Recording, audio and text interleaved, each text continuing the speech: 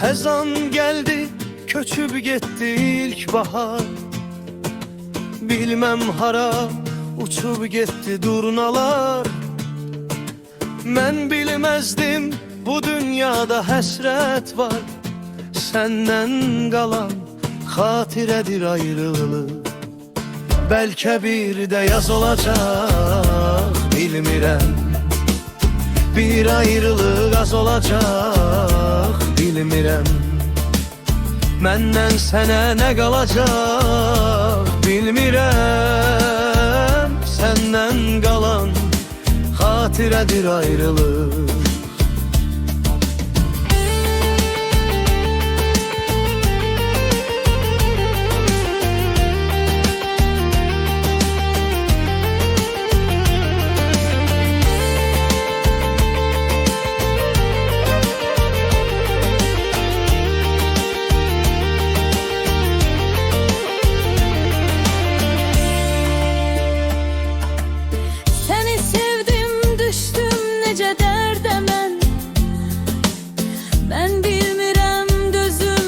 Dərdə mən tək qalmışıq, bir ayrılıq, bir də mən.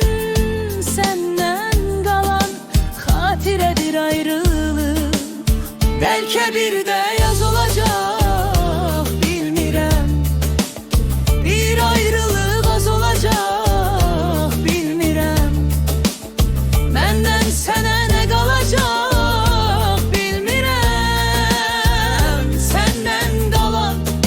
xatirədir ayrılıq.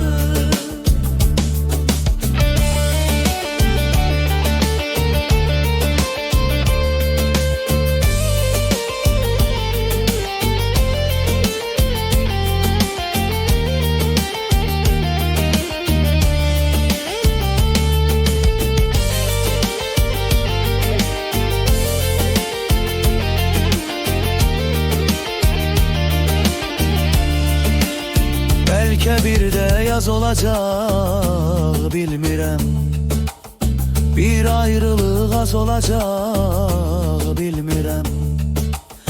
Məndən sənə nə qalacaq, bilmirəm. Səndən qalan xatirədir ayrılıq.